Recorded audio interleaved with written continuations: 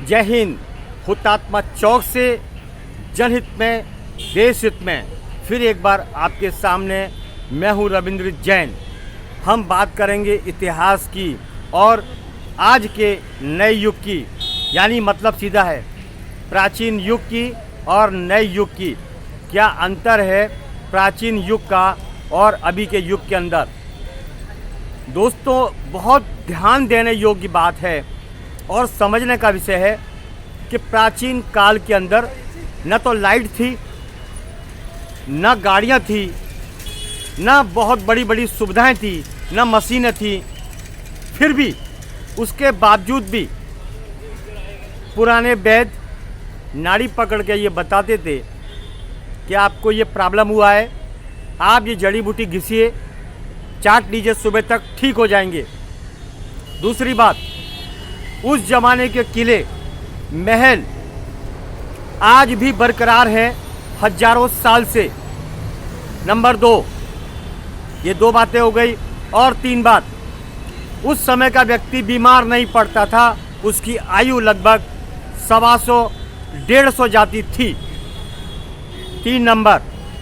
और चौथी बात, वो वजन उठाने में इतने मजबूत होते थे कि छत्रपति शिवाजी महाराज या पृथ्वीराज चौहान या महाराणा प्रताप, इनका इतिहास आपने पढ़ा होगा कि इनके कंधों पर जब जंग के मैदान में जाते थे तो 200-300 किलो वजन एक आम बात थी। आप अंदाज लगा लीजिए कि जो व्यक्ति 150-200 किलो वजन अपने कंधों पे उठा के दौड़ सकता है, लड़ सकता है, उस व्यक्ति में कितनी ताकत होगी, ये आप सोचिए। तो ये प्राचीन युग की बात है, वो पुराने इतिहास की बात है। अब आज के युग में आइए कि आज के युग में इतनी सुविधाएं होने के बावजूद, बड़े बड़े हॉस्पिटल होने के बावजूद, डॉक्टर क्या करता है? क्योंकि डॉक्टर कहीं ना कहीं अपना स्वार्थ देखता है, बिजनेस करता है, धंधा करता है। वो एक ही काम करेगा कि अपनी काबिलियत को कचरे में फेंक कर वो एक ही चीज़ बोलेगा, आप टेस्टिंग कराइए। आप जिस टेस्टिंग में कुछ नहीं आया तो फलानी टेस्टिंग कराइए। यानी डॉक्टर भी आपको ये बोलेगा कि टेस्टिंग पर टेस्टिंग कराते जाओ, कब तक 10-20 हज़ार का बिल आ जाएगा। उसमें भी अगर कुछ नहीं आया तो बहुत बड़ा कांड कर देगा डॉक्टर, कुछ ना कुछ कर देगा, तो बिल आपका 10-20 लाख का आएगा। ये है हमारे डॉक्टरों की हालत। जैसे कोर्ट में आपको वकील तारीख पे तारीख दिलवाते हैं, केस एक दिन में ख़त्म हो सकता है, लेकिन उसे अपना बिल बढ़ाना है, कोर्ट में तारीख दिलवानी है, तो तारीख पर तारीख, और हॉस्पिटल में बिल पर बिल, टेस्टिंग पर टेस्टिंग। तो पूरी ज़िंदगी इन लोगों ने हमारी ख़त्म कर दी। कोर्ट में मिलेगी तारीख, जवानी में केस होगा दर्ज, बुढ़ापे में आएगा फैसला जब हम निपट जाएंगे। इसी तरह हॉस्पिटलों का ये धंधेबाज हो चुकी हैं, मानवता मर चुकी है। हमने आपको पहले भी बताया कि प्राचीन समय के अंदर टेक्निक नहीं थी, फिर भी बिल्डिंगें आज भी खड़ी हैं। आज सभी सुविधाएं मौजूद है, कंप्यूटर है, लाइट है, सभी सुविधाएं हैं, लेकिन आज बिल्डिंग बनाई 2 बारिश के अंदर नीचे आ जाती है। तो ये कहीं ना कहीं मानव की मानसिक विकृता है। यानी लूट के अड्डे, झूठ के अड्डे मानव के दिमाग में घुसे हुए हैं, और भारत की संस्कृति को बेचने वाले ये लोग देश को कैसे बचाएंगे, ये भी एक बहुत बड़ी बात है। हमारे देश को नोच नोच कर खाने वाले आज के भ्रष्ट नेता हैं, ये 99% सच है। अगर ये अच्छे होते, सच्चे होते, तो भारत के अंदर नशे के कारोबार नहीं होते, दारू के अड्डे नहीं होते, रिश्वत के वसूले के खेल नहीं होते। आप समझ लीजिए कि जब पद पर बैठा हुआ व्यक्ति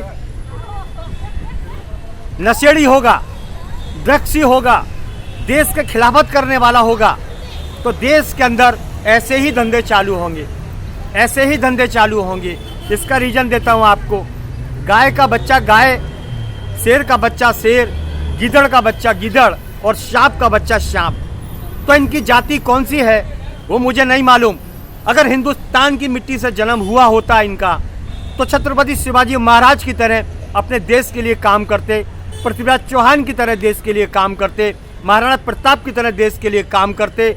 ये तो आज देश की जनता को लूटने का काम कर रहे हैं, लूटने का।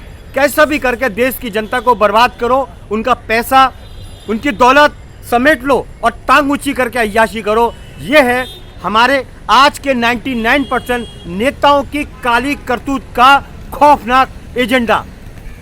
पब्लिक दिमाग से पैदल हो चुकी है, उसको इतनी टेंशन है कि वो कुछ सोच ही नहीं सकती। और कानून व्यवस्था नेताओं के हाथ में, पुलिस नेताओं के हाथ में। नेताओं को ये मालूम है कि कोई भी व्यक्ति अगर हमारे कपड़े खोलता है तो पुलिस को फ़ोन करते हैं कि उस व्यक्ति को ज़रा देखो, किसी केस में फंसा दो, क्योंकि ये हमारे कपड़े खोल रहा है, हमारी इज्जत जा रही है। तो ये बेशरम लोग, वाहियात लोग, कायर लोग इस तरीके की हकीकत में ये षड्यंत्र रचते हैं और सच बोलने के खिलाफ आवाज़ उठाने वाले को फंसा देते हैं। तो हमारे भारत के नेता जिस शिवाजी महाराज का नाम लेते हैं उनके आगे फोटुआ खिंचाते हैं, पृथ्वीराज चौहान के आगे फोटुआ खिंचाते हैं। ये सिर्फ फोटुआ खिंचाते हैं, बल्कि एक नंबर के कायर और बड़े डकैत हैं। ये 100% आपको हकीकत बता दिया। हमारे देश के नेता अय्याश और लुटेरे ड्रग्सी है, ये 100% सच बता दिया।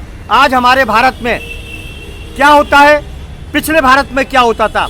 किसी जमाने में दूध की नदियां बहती थी, आज दारू की नदियां बहती हैं। किसी जमाने में लोगों की उम्र और ताकत उसका जवाब नहीं था, आज गर्दुल्ले झूम रहे हैं। पूरी संस्कृति को षड्यंत्र के तहत खत्म कर दिया हमारे देश के नेताओं ने।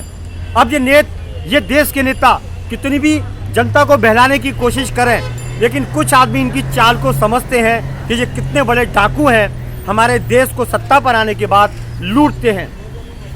देशवासियों और 130 करोड़ की जनता, आप पढ़े लिखे होने के बावजूद इनसे बेवकूफ़ बनते हैं और इनकी बातों में आते हैं।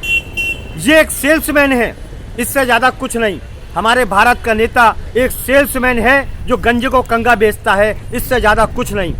ये भ्रष्ट हैं, ये दलाली में माहिर हैं। इसलिए आप समझदार हो जाइए और पढ़ लिख कर आगे बढ़िए, कानून के साथ साथ इनकी खाल उधेड़ने का काम करिए। सबसे बड़ी बात, भ्रष्टाचार के खिलाफ आप आवाज़ उठाइए। अगर नहीं उठाई आपने भ्रष्टाचार के खिलाफ आवाज़, तो ये आपको निपटा देंगे। आने वाला टाइम ऐसा ही होगा। ये देश के रक्षक नहीं, ये देश के भक्षक हैं। मैं ये नहीं कहता हूँ, बार बार बोलता हूँ कि सभी नेता ऐसे हैं, लेकिन भारत के 99% नेता रक्षक नहीं भक्षक हैं। ये कड़वा सच है। आज डॉक्टर वसूली करता है बिल के माध्यम से, नेता वसूली करता है ड्रग्स के माध्यम से। आज रोडों पर अवैध कब्जे हैं, ये कोई इत्तेफाक नहीं, नेताओं की चाल और षड्यंत्र है वसूली का। हमारे देश को बर्बाद करने में सिर्फ और सिर्फ नेताओं का हाथ है, ये कड़वा सच है। जनहित में हुतात्मा चौक से मैं हूँ रविंद्र जैन। जय हिंद।